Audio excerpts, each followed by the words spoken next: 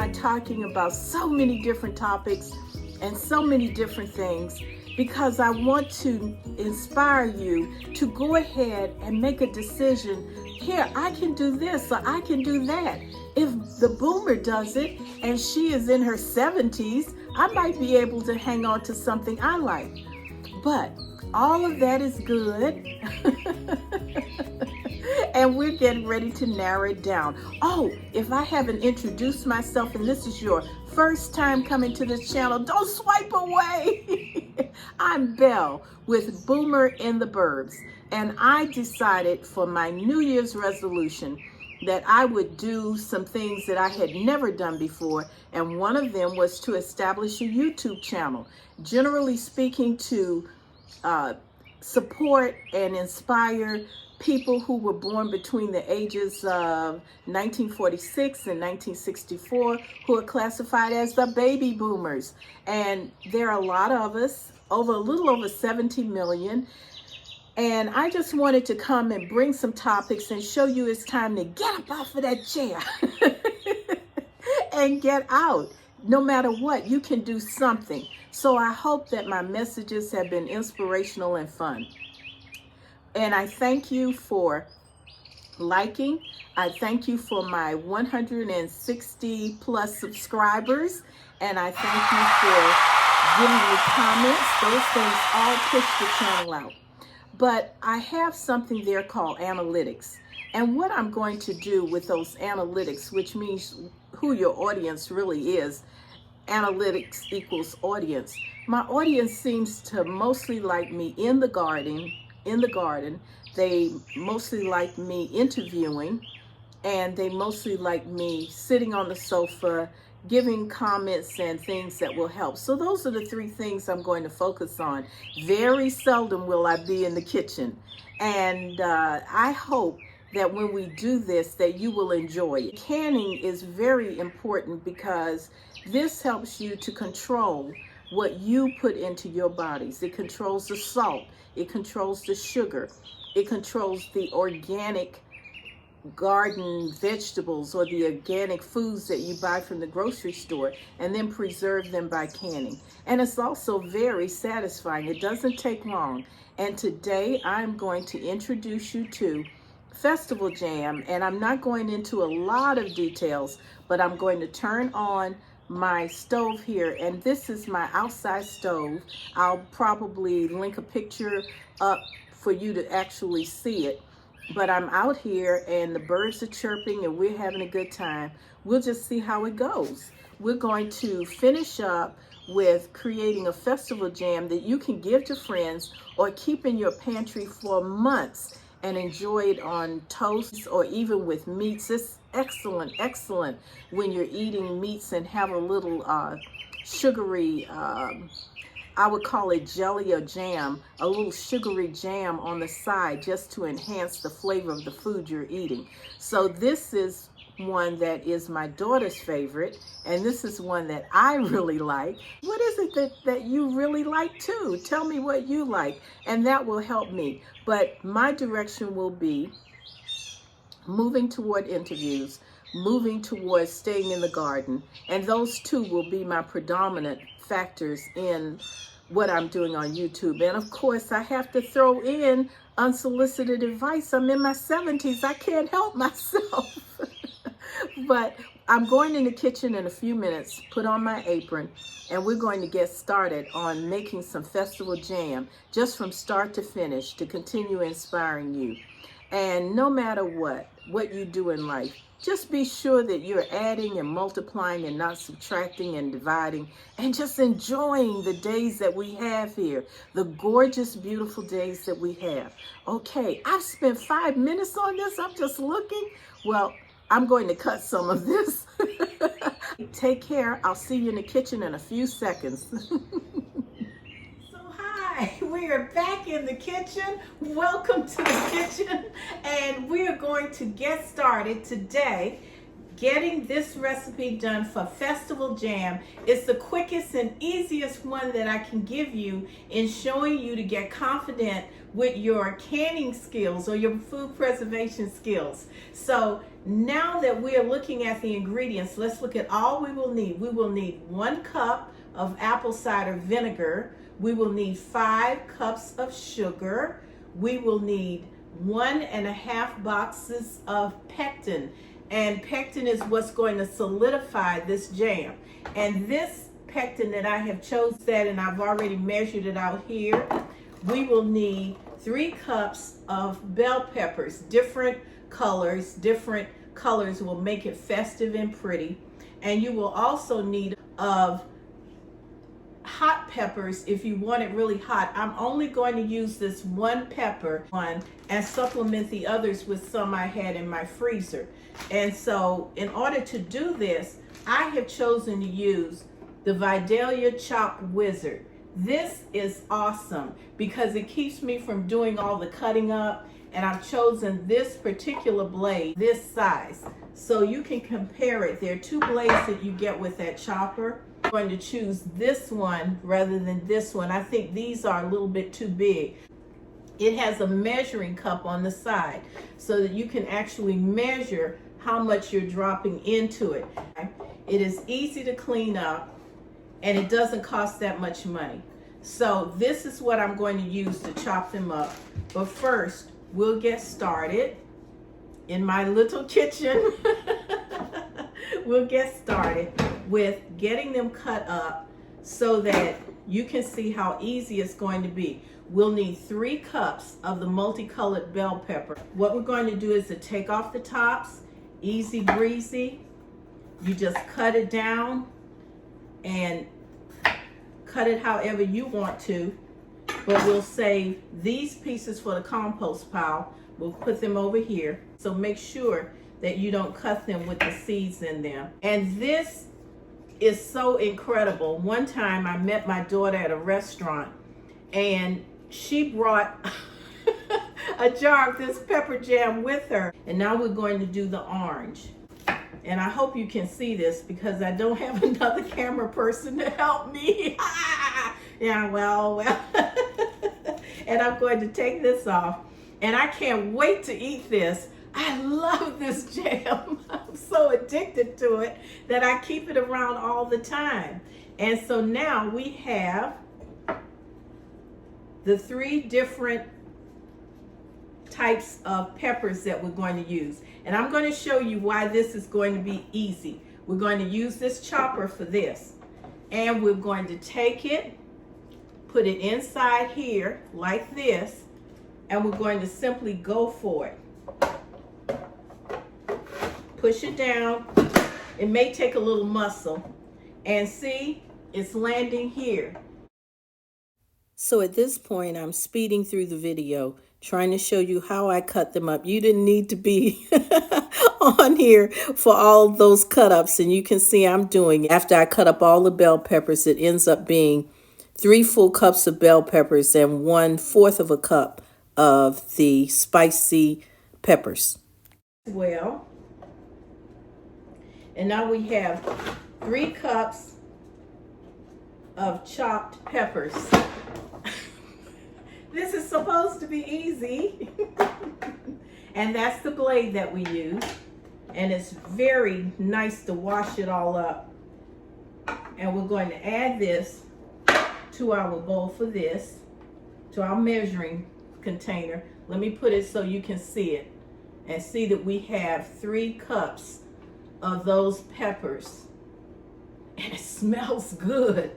It's like, did I tell you we should have smell-o-vision or something, a smell on here? This is so lovely. Then I'm going to put my chopper piece back in, and I'm wearing gloves because if you're doing jalapeno or any hot peppers, wear your gloves. I promise you, you will thank me for that. So remember now, we need about 1/4 of a cup of additional spicy peppers. And I've included the seeds. And believe it or not, this is coming out to just 1/4 of a cup. They are all together. We're going to go over to my jelly and jam pot, and we're going to put in all of our peppers, and we're going to add a cup of vinegar. Are you saying this is easy? Yes, it is. And let's get over to the stove and start looking at how we will mix this all in. Let's do this. You can tell I love this jam. Here we go. So here we are. I have just put all my peppers in the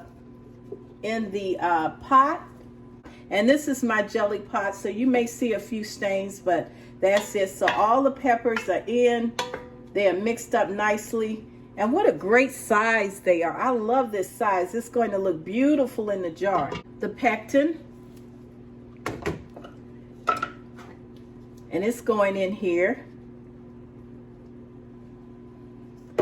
and that will be 1.5 packets, and I'm going to turn it up. And you need it at a nice heat because you're getting ready to really get this moving. And then 1 cup of vinegar. So here's our vinegar being poured in. So we're going to start stirring. And you want this to stir until it comes to a boil. Wow. After we've got it all stirred up and it's starting to boil. Your pectin, so you don't let it stay too long, but you bring it up to a boiling stage with the heat on high. Heat on high. And boy, I don't know how many of you love the smell of cooking peppers, but the smell of this is just fabulous, and it just makes you feel so good to be making something of your very own and making your own jellies that don't have any preservatives in it. It's just your food preserved the way you want to eat. So now that's really coming to a boil, so I'm going to let it boil for about 1 more minute. Let's see if I can set my timer to about another minute.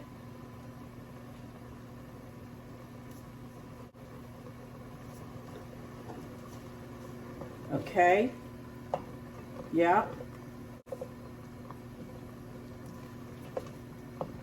Watching it. Boiling. And if you can see, it's coming up to a boil. About a minute. And now we're going to go ahead and add all 5 cups of sugar.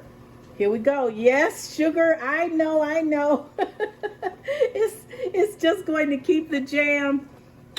We're not going to eat it every day, but we're going to stir it. And at this point, you can't leave that stove. You've got to stir it, stir it, stir it.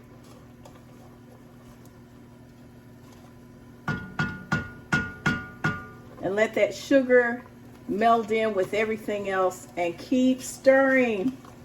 Keep going. And my stove is a gas stove, and the heat is high on it, and I can feel it, and I should have worn my gloves, but I'm going to let it keep on going.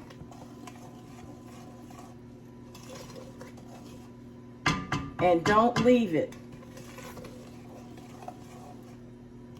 because burned jam is not what you want in your jars. So keep it moving. And if you have the right jam pot, like a Dutch oven like I do, it's a really good thing to have, because it really keeps the product or whatever you're putting in here from sticking so quickly. So I would recommend having a Dutch oven or an actual jam pot, and it will not, absolutely not, stick as quickly. So we're letting it come up to a boil, and once it reaches the boiling point, you keep stirring it, but you can see boiling is when you can't stir down the boil.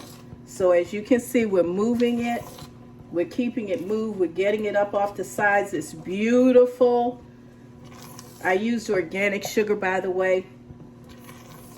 I also have my jars sterilizing in the oven, though some people don't like to put them in the oven. I have no problem putting mine in the oven to sterilize. I learned that from Homestead Heart. So once we get it boiling, we're going to only keep it boiling for about a minute. So you can see we've been able to stir down that boil, so it's not quite there. We'll just keep on moving it, being sure we get all around, back and forth, until it's steamy and ready to go. Now this means that you've got to be patient, and you notice that it's boiling now, but we want to do one that we just cannot stir down. At this time, if you need a glove on this hand, if you have a gas stove like mine, you might want to do that. Always, protection first in the kitchen, always. So as you can see, it's going, it's moving, it's bubbling, it's popping. And now we can't stir it down, so we're going to let it go about another minute so we won't ruin the pectin, and the pectin will be able to set. And we'll just keep stirring. And I'm going to get my jars out of the oven with this, my jar lifter, and we're going to get started. I think it's ready. We're going to turn the heat off. Everything else has been sterilized, including our tops, our funnel. And I've run boiling hot water over my funnel because you don't want to put any germs in your food. And we are done. It's going to be turned off, and I'm coming back to show you how we put it in the jars. Woohoo! Doesn't that look beautiful? Yay! That is gorgeous. Wow! Gorgeous. Gorgeous. That's going to be some really tasty, wonderful jam.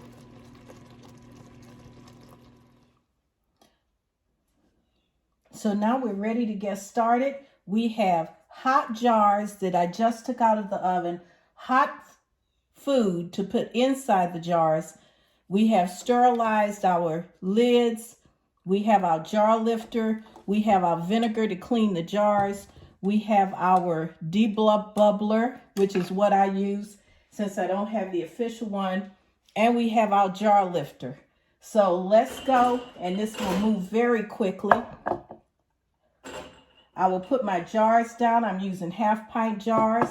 I'm hoping for this particular recipe to yield me at least 6 jars. And I have a few on standby, but remember, I have water outside warming up.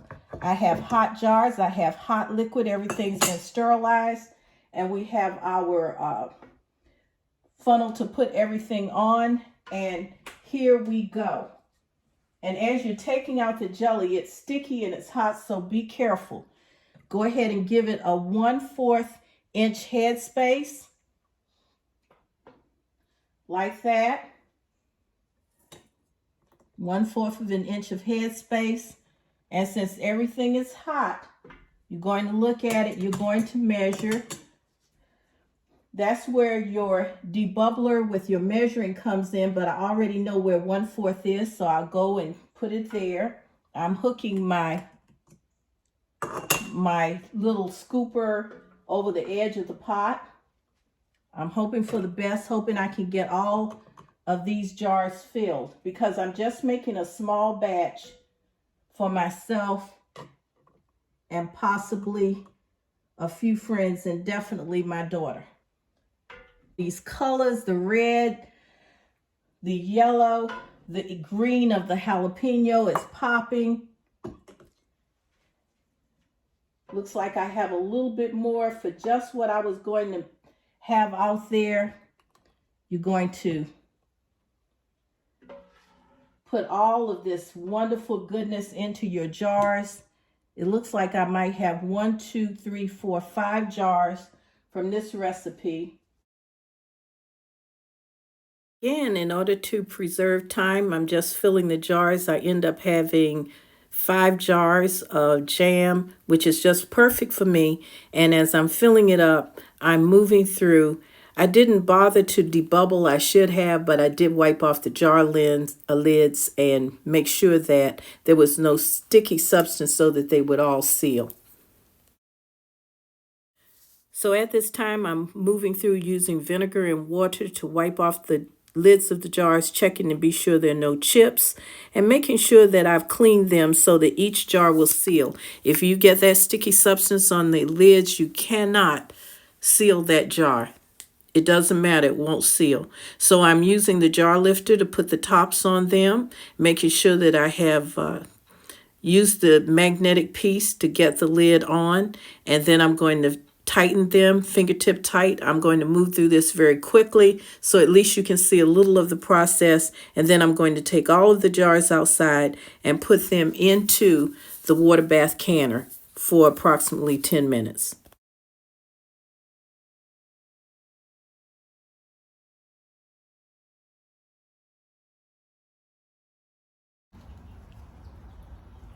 So we're outside.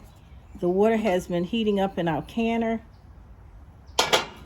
And make sure that your water is hot, but not boiling. Start putting our jars in so that they are covered by at least 2 inches of water when we put them inside the canner. All the way down, and I'll show you how they're immersed, and I'll come up with them and finish up. So once again, they're going to stay in this pot for about 10 minutes. So our 10 minutes are up. We're going to take the lid off of the pot and let it cool down for about 5 minutes. The product has stayed in for 10 minutes according to ball canning rules. Okay, our 5 minutes are up. Oh my goodness.